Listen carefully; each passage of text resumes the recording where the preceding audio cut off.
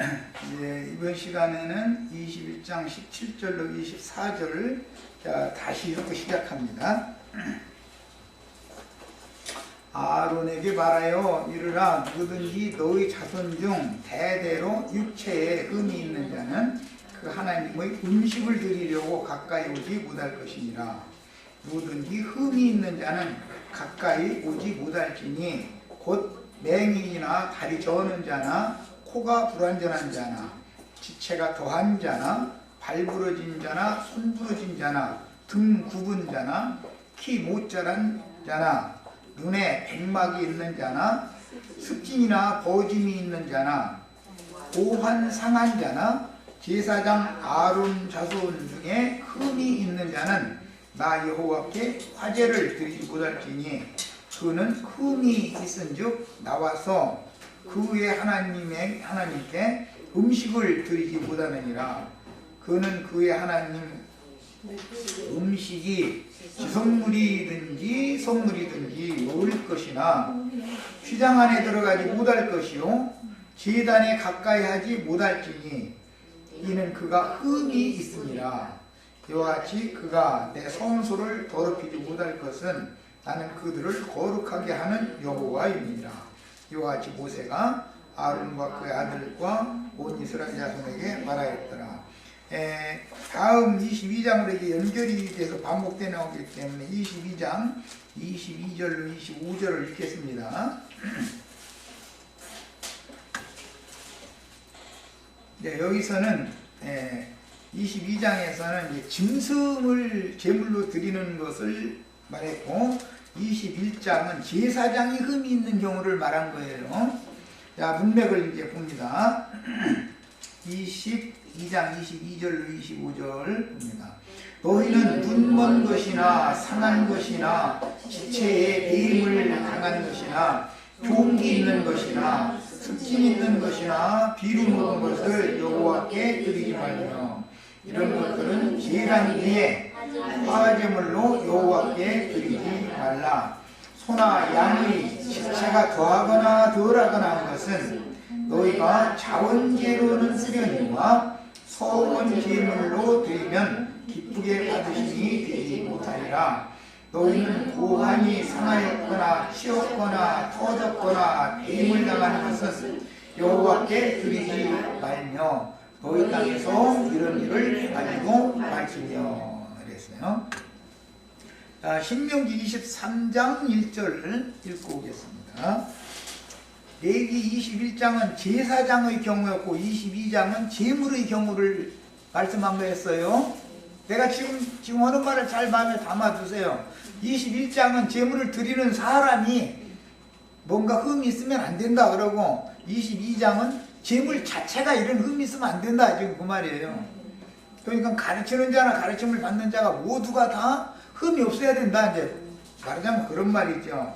자, 신명기 23장 1절. 자, 거기 이제 같이 읽습니다. 고환이 상한 자나 음경이 잘린 자는 여호와의 총회에 들어오지 못하리라 그랬어요. 자, 이제 율법이 정하는 제사장의 경우와 제사장이 드리는 제물의 경우로 나눠서 말을 해놓고 있지만 이제 성경이 지금 무언가 하나님 앞에 나가는 제사장이나 하나님께 드리는 제물이나 간에 뭔가가 흠이 있으면 안 된다 지금 그 말이에요. 그런데 이제 말라기서에 보면 다 이스라엘 제사장들이 전부 흠 있는 것들만 갖다 바쳤다는 거잖아요. 예. 자, 그런데 그게 무슨 뜻인지를 이제 우리가 벌써 감을 잡을 수가 있죠.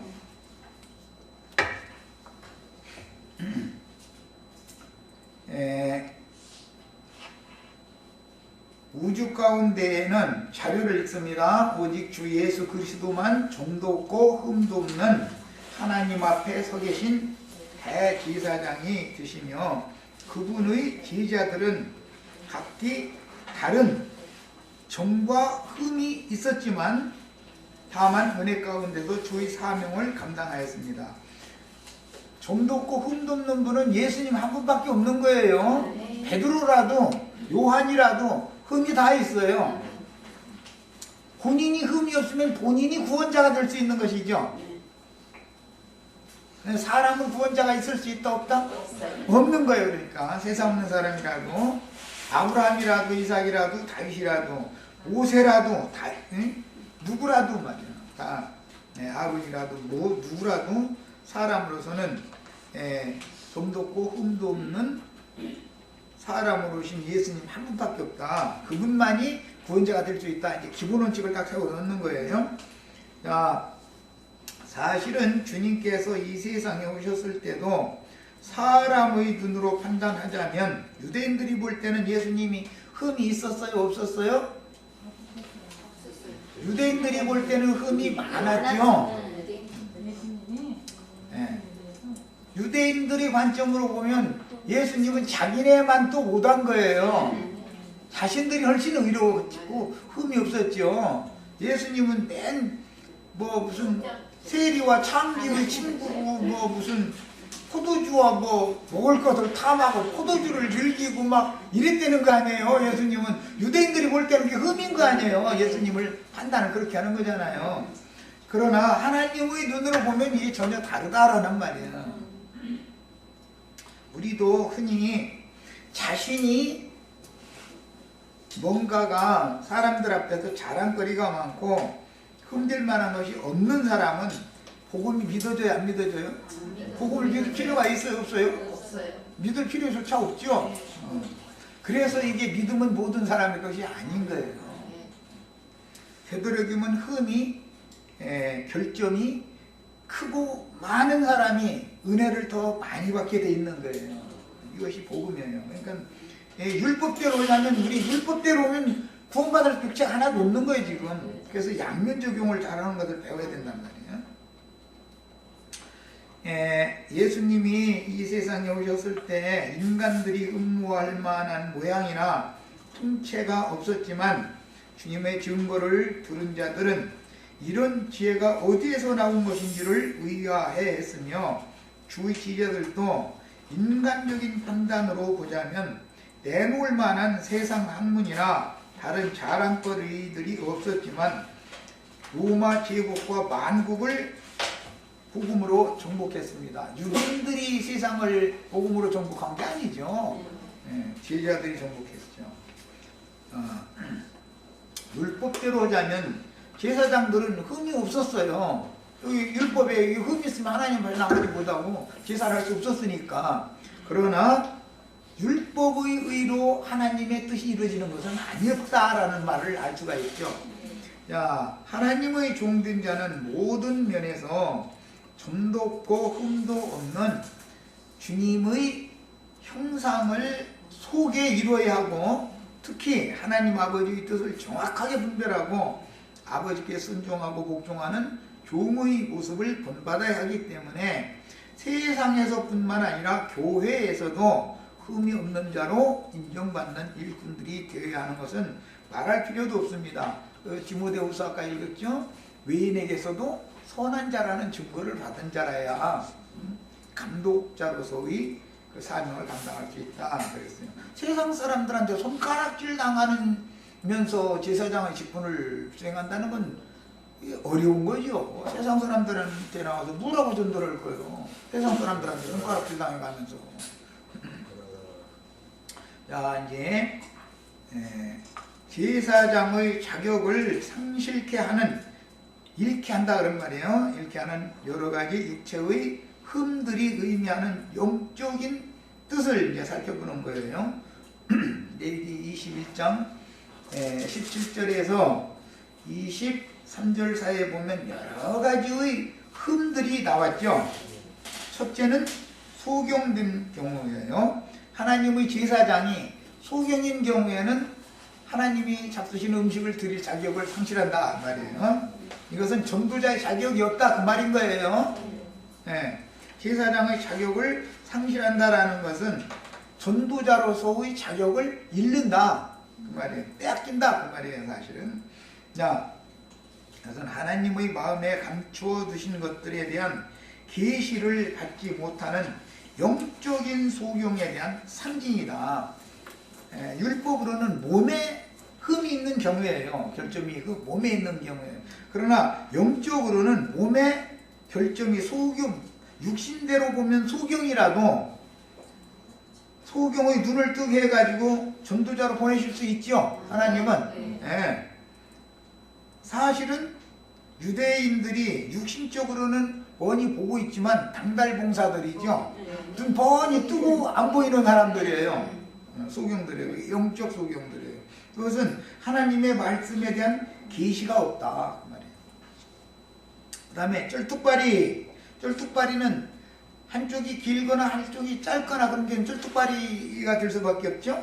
자, 이것은 교회의 일을 처리함에 있어서 결단력과 추진력이 부족하여 교회의 행정을 돌볼 때 진리에 따라서 바르고도 분명하고 확고하게 하나님의 뜻에 따른 인도직임을 행하지 못하는 목회자들을 상징하는 것이다.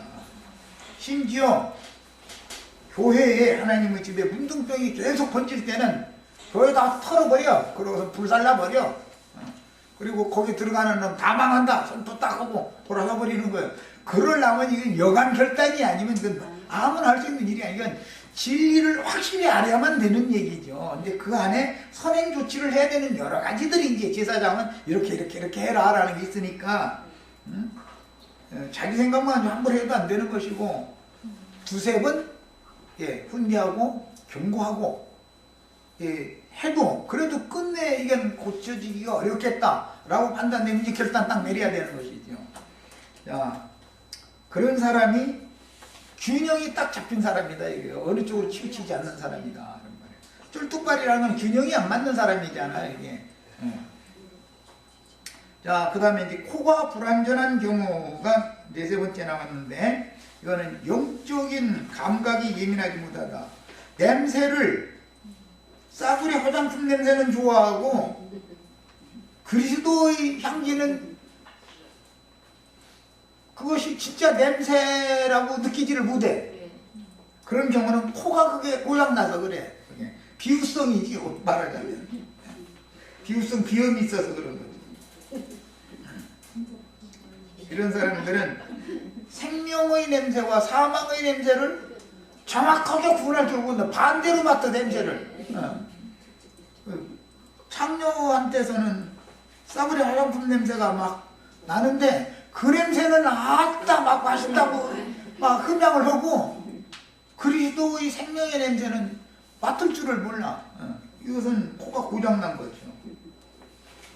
자, 그 다음에 한 지체가 더하다. 손가락이 하나가 더 있다든지 뭐 발가락이 뭐 어디 하나가 더 있다든지 그런 경우는 교회의 일들을 수행할 때 불필요한 것들 즉 인간적인 것들을 자꾸 추구한다. 세상에서 무슨 신학 박사다라든지 무슨 세계 무슨 선교회 회장이라든지 이런 얘기를 자꾸 복음에다가 보태. 원래는 손가락이 5개야 되는데 6개를 만들어. 발가락이 5개씩이야 되는데 하나를 더 붙여. 그럼 뭐예요? 인간사의 자랑거리들을 자꾸 더 한다 이거예요. 그런 것은 하나님 앞에 제사드릴 자격을 상실한다. 그 다음에 이제 손과 발이 부러졌어. 세상에서도 그릇 행하면은 다리 몽둥이를 분질러버린다. 그렇죠? 뭐 쓸데없는 거 그냥 붙들고 안 놀라고 그러면 저 팔모가지를 저거 분질러버린다. 이렇게 말하죠. 그게 벌써 이 생육이니까 말을 다 알아듣겠죠? 목회하는 분이 쓸데없는 짓만 어디 엉뚱한 데만 다녀. 쓸데없는 거 붙들고 안 놀라고 그래. 그러면은 손과 발을 부러뜨려 버렸어 하나님이. 그게 이제 그런 경우인데 손과 발이 부러진 경우는 평소 그 행하는 영적인 일들이 형제들에게 무언가 부자연스럽다 이거예요. 뭐 팔목이 하나 부러졌다 그러면은 사람이 행동하는 게 부자연스러울 거 아니야. 다리가 하나가 분질러졌다 그러면 뭔가 부자연스러울 거 아니야. 그럼 왜 그러냐? 그것은 단편적인 사고에 붙잡혀서 세상을 정죄하고 하나님의 의를 선포하는 사역에서 균형을 잃거나 좌로나 우로 치우치는 목회자들을 팔이 부러졌다, 다리가 부러졌다 이렇게 부러진 걸로 상징을 한다 그런 말이에요. 그런 사람들은 목회할 자격을 잃는다, 목회하면 안 된다 이제 그 말이죠.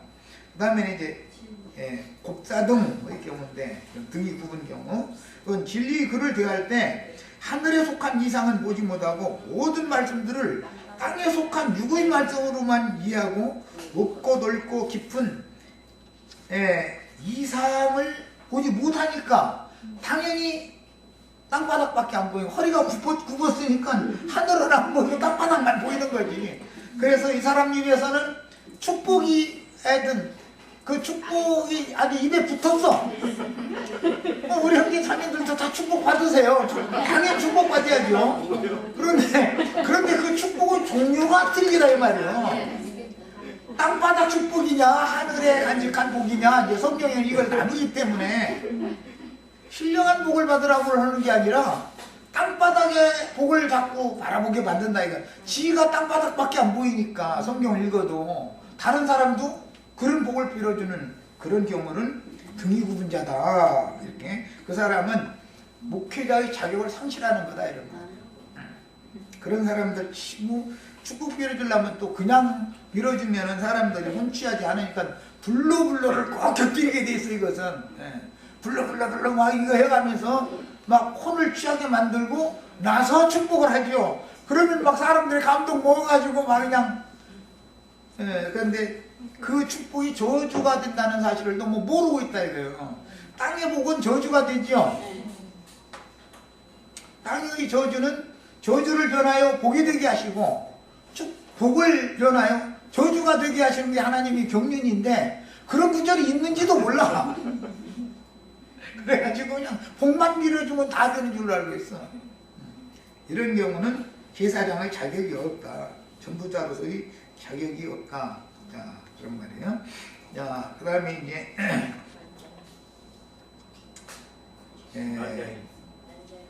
난쟁이가 이제 나왔죠. 이것은 키가 자라지 못한 자 이렇게 이제 표현이 됐었는데, 신앙의 연족, 연륜에 비하여 생명의 자랑이 너무 부족하여 온전케 된 생명력이 결여된 자로서 신학을 이수한 것을 근거로, 이 신학이라는 게 작탕이죠. 뭐 영지주의에 뭐 메시아닉에 불로불로 뭐 이런 귀신 무당 잡신 그런 교리에 여러 가지가 뒤범벅이 된 것이 세상 교계의 그 신학이라는 것이거든. 신학을 가르침 받은 영혼들이 혼자 삐진다 이거예요. 그 신학 양심이 더러워져 버리는 거예요. 순수한 구속사의 진리만을 가르쳐야 되는데 구속사가 뭔지도 몰라. 사실은 입으로는 막 구속사적으로 해석한다고 말은 그러지만 사실은 구속사에 대해서 이해가 없는 거예요. 자, 이런 사람들은 전통적인 그 전통주의 관습으로 굳어진 사람들을 말하는 거다. 허리가 굽어 있는 거예요. 굳어져 있어. 아주 난쟁이로서 더 자라야 되는데 자라지를 못하는 거죠. 그 다음에 이제 눈에 백막이 있다.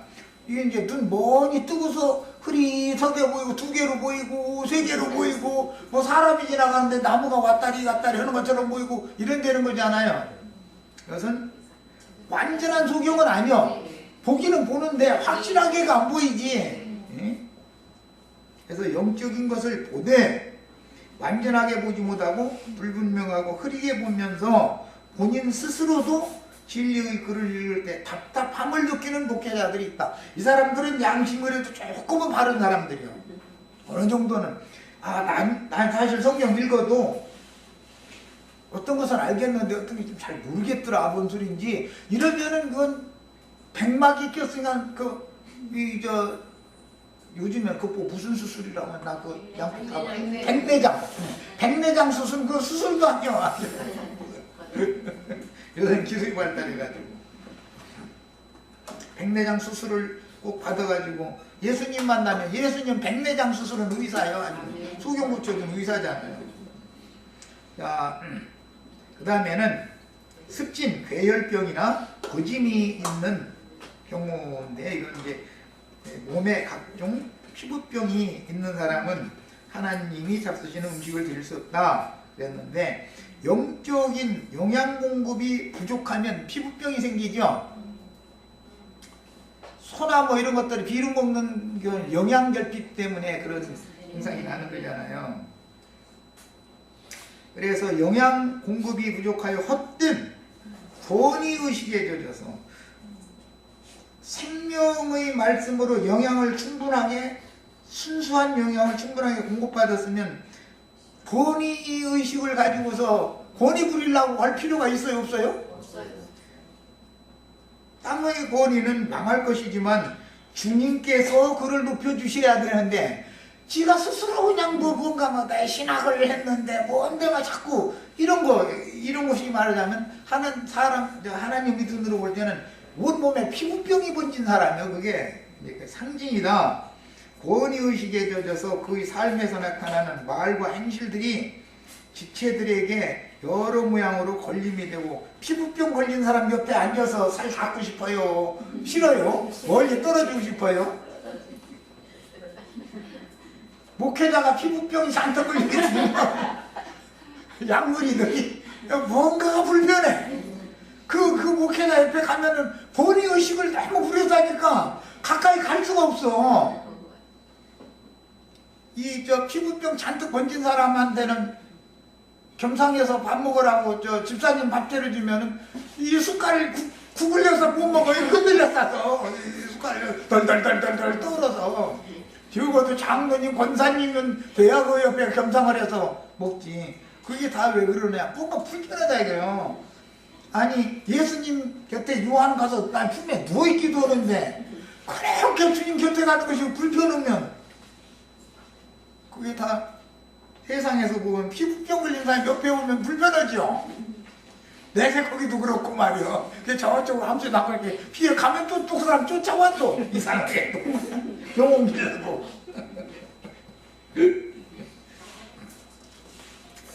대하기가 편치 않은 뭔가 권위의식이 있으면은 뭔가가 가까이 하기가 어렵잖아요. 나도 아닌 게 혹시라도 이렇게 가르쳐 놓고 나서 금방 떨거든.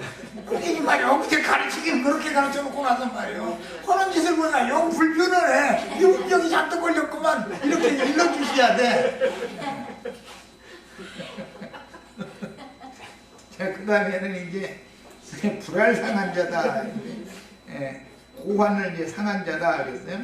이것을 이해하려면 남자의 시방과 시주머니, 여자의 알집, 그 방은 남자도 있고 여자도 있죠. 여자는 난소라고 그러죠. 안에 있어요, 여자는. 남자는 밖에 있는 것이 이제 이 차이가 있을 뿐이에요. 자, 남자에게는 시방이 있고 여자에게는 난소라고 하는 알집이 있는데, 이런 신체의 구조를 먼저 이해할 필요가 있다. 하나님께서 왜 남자는 밖으로 노출을 시키고 여자는 안으로 이것을 은밀하게 창조를 지어 놓으셨는지. 그래서 이 여자가 비밀스럽죠. 여자 잘못 만나면 인생 종치는 거예요. 예. 학교 중에 땡땡땡 실수가 좋은 거고 말고 인생이 끝나는 종치면은 이건 정말 참. 그래서 아내 잘못 만나면 세상 없는 사람도 아내를 잘못 만나면은 그 인생 망하는 거거든. 물론 이제 여자 입장에서도 남편을 잘못 만나면 인생 망치는 거잖아요. 자, 이것은 잘 이해를 하셔야 돼. 그것은 신체의 구조를 먼저 이해를 할 필요가 있다. 왜? 남자는 밖으로 노출시키고 여자는 안으로 은밀하게 이게 지어놓으셨을까? 남자는 노출이 됐으니까 비밀스러운 게 없죠. 여자는 안에 있으니까 비밀스러운 거예요. 여자가 비밀스러워 이게. 그래서 그리스도만이 비밀이 아니라 교회가 이게 아주 비밀 중에 비밀이라는, 여자가 더 비밀스러운 거예요. 하와라는 여자 잘못 만나가지고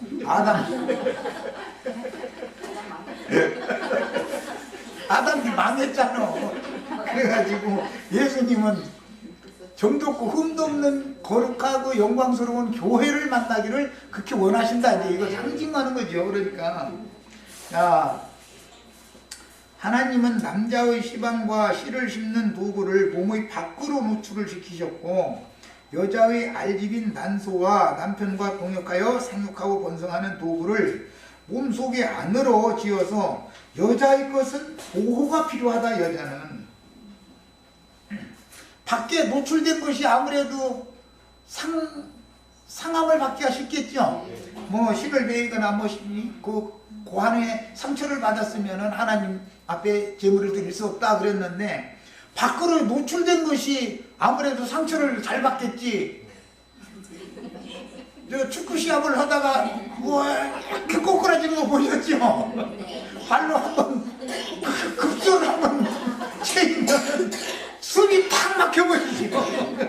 자매님들은 아마 모를 거예요 이거를. 그런데 자매님들은 뭐 어떻게 해가지고 숨 막혔다 소리 듣잖아. 숨이 갑작스럽게 딱 막혀버리거든. 그만큼 급소다 이거. 그렇게 귀중한 기관인데도 불구하고 밖에다 이렇게 노출을 시켜놔갖고 위험 소지가 많어. 그런데 여자는 보호가 필요하다. 이거 그릇을. 여자라는 그릇은 보호가 필요하다라는 걸 보여준다. 그러니까 이제 남자는 아무래도 남성적인 이제 이런 걸 세상의 성품을 보더라도 남자는 드러내고 노출되어 있는 상태이기 때문에 흠이 나타났으면 그걸 깨끗하게 시인할 수밖에 없죠. 그런데 여자는 흠이 있어도 감추면 되죠. 산부인과 병원에 뭔 일이 있으면 바로 가고 싶어져요. 가는 것이 좀 꺼려져요. 산부인과 병원에 가서 이렇게 걸치라고 그러고 이렇게 누라고 그렇게 하는데 싫어서 안 가더라고 그러잖아. 안 가잖아. 금방 죽게 생기기 전에는 워낙 타고 보면 얼뚝지 가지. 안 가. 그것은 본성상 왜 그러냐. 그만큼 여자는 감추고자 하는 성질을 타고났다 이거예요. 그만큼 그 대신 여자는 지켜줘야죠. 남편이 여자의 약점이나 흠이 있으면 남편이 막 드러내야 돼요. 감춰줘야 돼요. 드러내는 놈하고는 못 사는 것이고, 드러내려면 뭐라고 결혼을 해. 남편 것은 드러내야겠네. 그렇지. 가만 놔둬도 다 드러나는 게. 그래서 이제 특히 가르치는 자는 많은 양무리들에게 이미 그의 모든 것이 드러나게 돼 있어요. 남자는 대통령 높은 자리에 올라갈수록 윗자리에 설수록 다 들통나죠. 그런데 백성들은 뭐 잘못이 있어도 감추면 그뿐이야. 대통령이 뭐 어디 뭐 남자 두고 만나러 갔다. 예를 들어 여자 대통령이 그러면 아주 웬 나라가 듣고 그냥 아주 각 집마다 그냥 그 얘기 소리가 얼마나 큰지 집주마다 지붕이 올라갔다 내려가면 주저앉았다 이 난리를 내가지고 난리가 나. 그런데 어떤 여연집 어떤 여자가 뭔 문제가 있으면은 드러나지가 않잖아. 있어도 다 덮어나가고 그냥 없는 것처럼 이게 다 되죠. 그런데 남자는 그게 안 된다 이거예요. 다 드러나게 돼 있지. 아니 보여주는 거예요. 목회자는 그래서 작은 것이라도 흠이나 결점이 될 만한 거 있으면 다 드러나게 돼 있는 거고, 양무리들은 목회자가 보호를 해줘야 된다는 것을 암시한다 이거예요. 여자는 왜 안으로 은밀하게 이렇게 창조해 놓으셨고 남자는 이렇게 드러내 놓으셨나, 이런 것도 한 번은 생각을 해봐야 되는데, 이런 얘기하면 저 사람 뭐 불알상감자 얘기하나 안 소리하고 있어 뭐 이렇게 나오면 곤란한 거예요.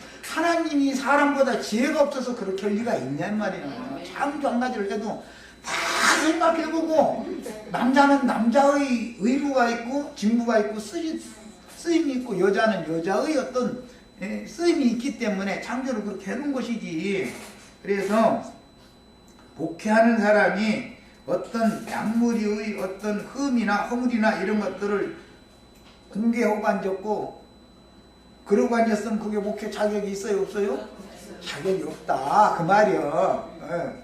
이게 목회하려면 입이 무거워야 돼.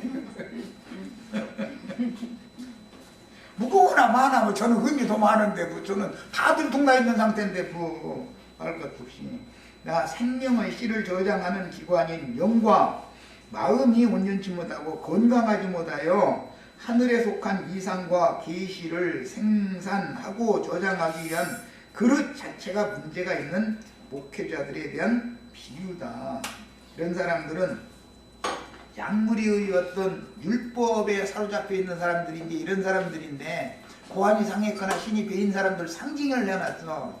율법적인 목회자들은 자기의 흠은 숨길래야 숨겨지지 않는다는 것을 너무 모르고 있어. 남자는 이미 다 밖으로 노출이 되게 돼 있는 거예요. 그래서 숨길 수 없는 거예요. 그런데 약물이었다 하면 아주 그렇게 쥐잡듯이 때려잡아. 입만 벌리면 남 정지하는 얘기 말이야. 막, 윤리 도덕적으로 막 세상 말로 까발겨. 양무리가 100명이면 100명이 한 사람 까발리면 저는 죽는 거 아니야. 막 사람이 어떤 이치를 생각을 해봐야 된다 이거. 인생 살 때 이런 거를 알아야 남편은 남편의 직무가 있단 말이야. 아내가 어떤 흠이 있고 부족함이 있어도 그것을 나의 짐이고 내가 감당해야 되는 일인 것이지, 그것을 까발리고 그럼 뭐라고 결혼을 했어 그러면. 그런데 이제 아내는 이게 가벼워서 남편이 흠만 있으면은 삼사동네 다 퍼지죠.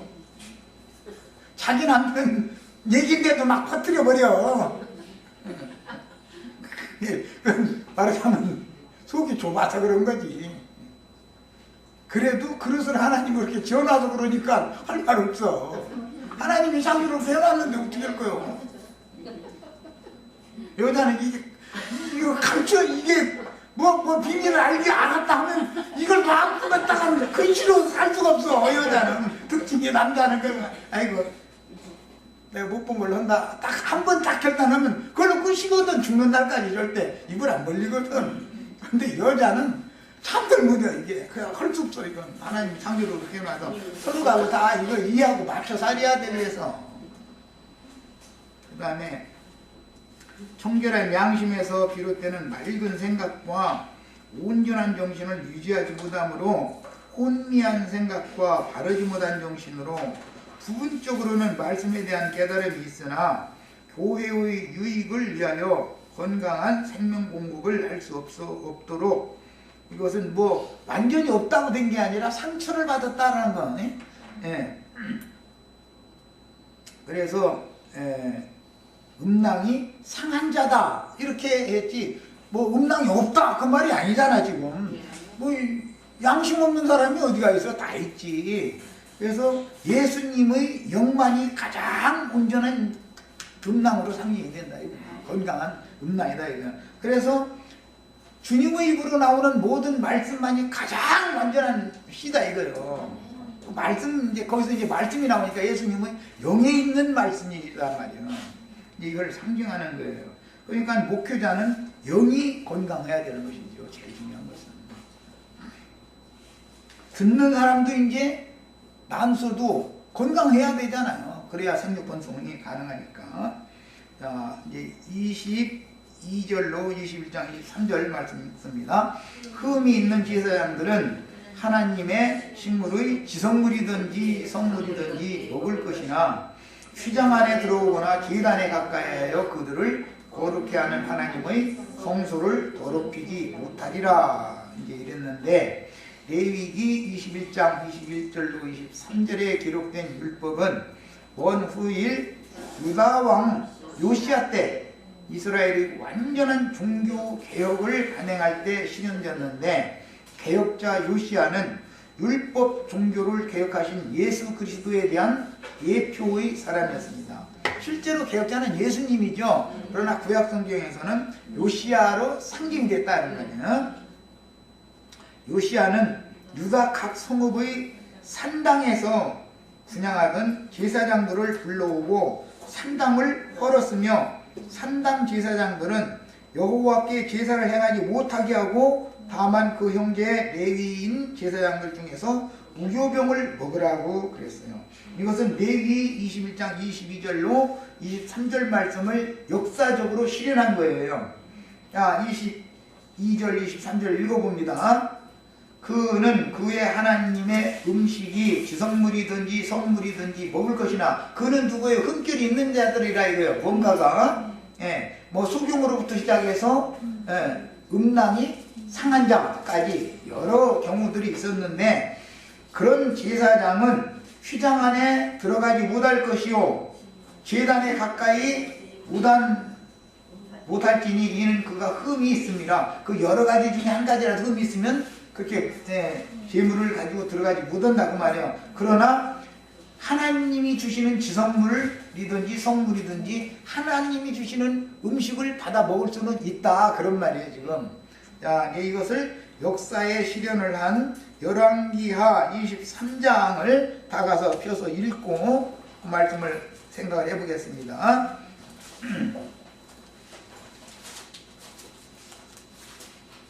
열왕기하 23장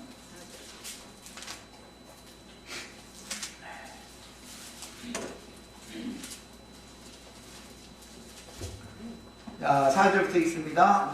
이 왕은 요시야를 말하는 거예요. 요시야 왕, 대역자지요. 예수님에 대한 예표의 사람이었어요. 왕이 대제사장 hil기야와 모든 부제사장들과 문을 지킨 자들에게 명령하여 바알과 아세라와 하늘의 이를 성신을 위하여 만든 모든 그릇들을 여호와의 성전에서 내다가 예루살렘 바깥 기드론 밭에서 불사르고 그것들의 재료를 베델로 가져가게 했다. 특히 이때 베델에는 큰 산당이 있었죠. 여로보암이 지었던 큰 산당이 있었어요.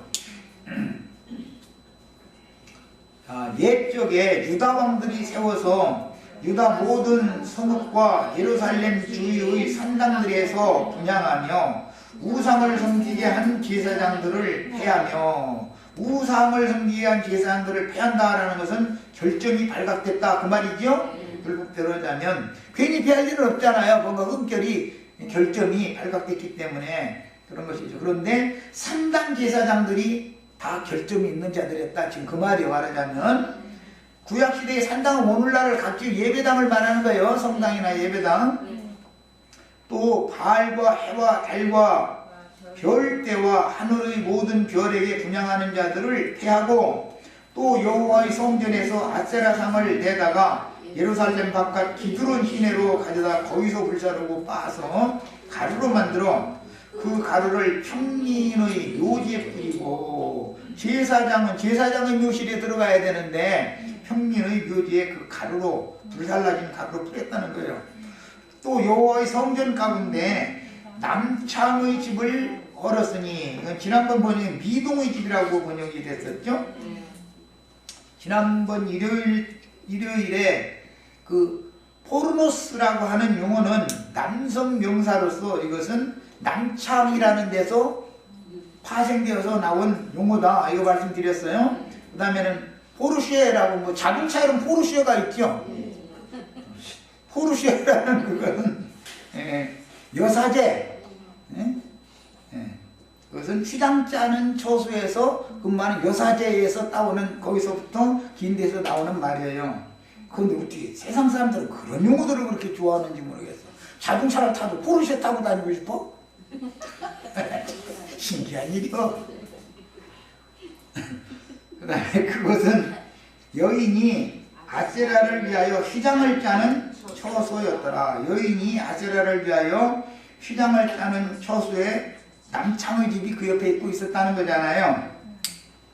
또 유다 각 성읍에서 모든 제사장을 불러오고, 또 제사장이 분향하던 산당을 게바에서부터 베엘세바까지 더럽게 하고, 산당을 전부 더럽게 했다라는 것은 산당을 저주했다, 그게 그 말이죠.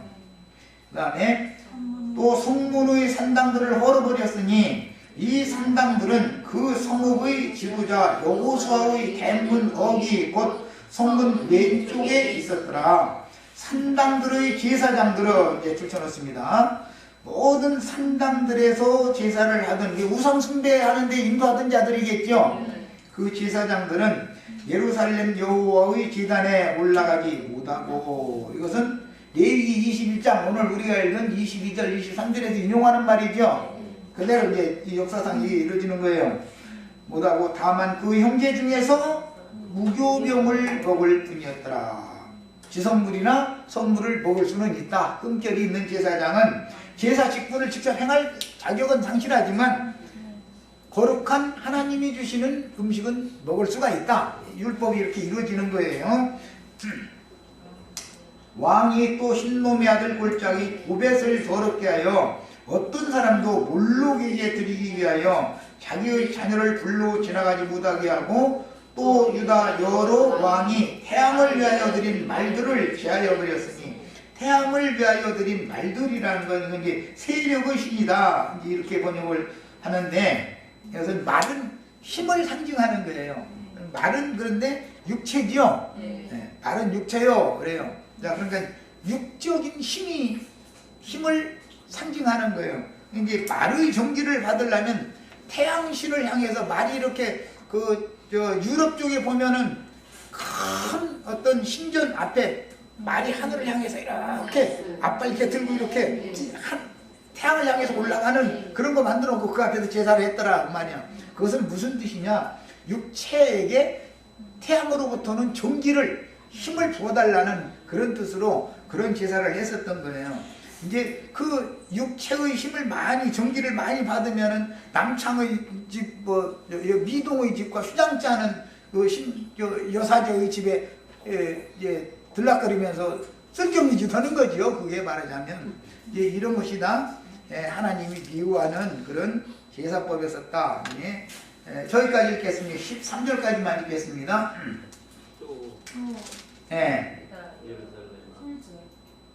이 말들은 여호와의 네, 또 유다 여러 왕이 태양을 위하여 드린 말들을 제하여 버렸으니 이 말들은 여호와의 성전으로 들어가는 곳의 근처 넷이 나단멜렉의 집 곁에 있던 것이며, 또 태양 수레를 불사르고 유다 여러 왕이 아하스의 다락기 중에 세운 제단들과 므낫세가 여호와의 성전 두 마당에 세운 제단들을 왕이 다 끌고 거기서 파내려서 그것들의 가루를 기드론 시내에 쏟아버리고, 또 예루살렘 앞 열방의 산 오른쪽에 세운 산당들을 왕이 거룩게 하였으니, 이는 옛적에 이스라엘 왕 솔로몬이 시돈 사람의 가증한 아스다르프와 모압 사람의 가증한 그모스와 암몬 자손의 가증한 밀곰을 위하여 세웠던 것이었다. 이렇게 쭉 이 산당과 산당에 비치한 모든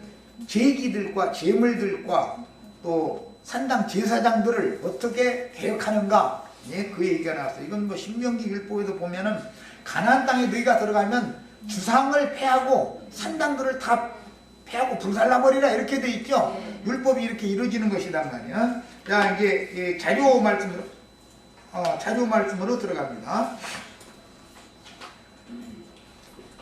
자, 요시야 때 이제 이런 레위기 21장 22절로 23절 율법이 실현이 되어져서 소위 말하는 종교 개혁이 일어났단 말이에요. 그건 예수님이 오셔서 유대교를 개혁해버렸죠. 그래가지고 교회로 세웠죠.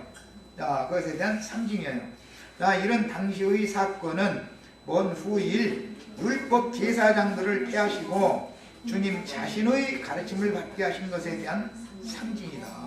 율법 제사장들을 폐해버렸죠. 예수님이 오셔서. 그래가지고 그 갈릴리 바다에서 고기 생선 잡던 제자들을 갖다 세워서 전도자로 제사장으로 세웠단 말이야. 그것에 대한 상징이다. 그러니까 목사들이 기독교를 개혁한다고 떠드는 말이 맞아요, 안 맞아요? 예수님이 이미 개혁을 해놨는데 저희는 여전히 우리가 레위 지파 제사장들이 다 주장해가면서 개혁을 입으로 떠들면 말이 맞는 거예요, 안 맞는 거예요?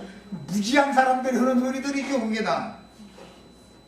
오늘날 성당이나 개신교의 예배당에서 가르치는 목회자들은 우상의 신전들인 산당을 멸하라는 하나님의 뜻을 전혀 이해하지 못하고 있는 사람들이다. 산당을 더 짓느라고 난리죠, 사람들은. 각지에다가 사람의 손으로 지은 전에는 하나님이 계시지 않는다고 분명히 성경 자신들도 읽어. 그런데 주의 성전을 건축해가지고 봉헌해야 된다고 건축 헌금 받아가지고서 사방에다가 이게 예배당을 건축하는데 이것은 구약시대에 하나님의 말씀을 거슬고 대적하던 산당 제사장들이 하는 짓거리들을 똑같이 지금 하는 거다 이런 말이야. 이런 것을 알면은 그 짓을 안 치워. 모르니까 그 짓을 하지. 성경에 분명히 하나님은 사람의 손으로 지은 전에 구한다 했어요? 구하지 않는다 했어요? 구하시지 않는다고 돼 있어. 그런데도 악착같이 그걸 세워야 된다고 하면은 하나님의 말씀을 거스리는 거예요? 순종하는 거예요 지금? 이렇게 진리의 지식이 없단 말이에요. 이렇게 무식한 사람들이요. 야, 하나님의 말씀을 사람의 교훈으로 가르치는 경우가 대부분인데 어떤 몰지각한 목자들은 산당 제사장 직분을 그만두었고 성령의 증거로 증거하는 주의 증인들에게 가서 가르침을 받아 선물이나 지성물을 받아 먹여야죠. 산당을 폐하고 산당 제사장 직임을 패버리고 나서 요시야와 함께 동역하고 있는 하나님의 종 제사장들에게 와서 무교병을 너희는 얻어 먹어라 그랬으면 거기 가서 말씀을 오히려 가르칠 게 아니라 교회 그 예배당 폐하고 주님이 보낸 종 선지자들이 증거하는 말씀을 가서 다수곳이 와서 무교병을 얻어 먹여야 되는 거 아니야. 이런 것을 모른다 이거 이 사람들은. 구약의 율법에서 오경에서부터 시작되어져서 역사상에 이것이 이렇게 역사에 실행이 되었고 예수님이 오셔서 이 말씀을 영적으로 완전히 이제 적용을 하셨는데 이런 이치를 너무 모르는 거예요. 성경에 대해서. 당신들 예배 간 거 폐해야 됩니다. 그리고 당신들이 신앙 양심이 있다면 당신들 착탕 신학의 근거에서 사람들 앞에 권위의식을 가지고서 무슨 종교적인 권리 행사하려고는 그런 관념을 버려라. 그리고 진실하고 순수한 하나님의 말씀을 와서 가르침을 받으라. 당신도. 그래야 당신부터 구원받아야 되지 않나. 이렇게 말하면 감히 누가 앞에 이렇게 나와버리지 들으려고는 안 된다는 거예요. 이것이 어마어마한 폐단이죠. 교계에. 이런 이치들을 꼭 알으셔야 됐어요. 구약시대의 산당들을 재현하는 사람의 손으로 지은 건물 성전을 교회라고까지 주장하며 건물 지어놓고 나서 무슨 교회 봉헌했다 이러고 앉았죠. 교회가 사람의 손으로 짓는 건물일 것 같으면 그게 주님의 교회일 것 같으면은 주님이 죽을 필요가 있어요 없어요? 영으로 오실 필요가 있어요 없어요? 주님은 믿는 사람들 속에 오셔서 사람들을 통해서 교회를 세우는 얘기지 사람들이 교회지 벽돌이 교회가 아니다고 말이요 절대로. 그걸 너무 모르는 거 이 사람들은 암만 얘기해도 안 통해 이 사람들한테 세계에서는. 그래서 예배당이나 성당에 사람들을 불러놓고 종교 제의를 행하는 즉 의문과 육체의 율법 말씀을 가르치는 짓은 거룩하신 하나님의 성소를 더럽히는 짓이라는 것을 깨달아야 되는 거다. 하나님의 성전을 세우는 게 아니라 그게 주님의 교회를 더럽히는 성전 거룩한 집을 더럽히는 짓이다. 이게 오히려 대적하는 짓이죠. 절대로 예배당이나 성당 짓는데 건축보금 내시면 안 됩니다. 그 일에 동참하는 거기 때문에. 그래서 겸손한 마음으로 진리와 생명의 영께서 주의 증인들을 통해서 증거하시는 말씀을 거룩한 지성물과 성물로 받아 먹어야만 하는 것입니다. 여기까지 해서 마칩니다.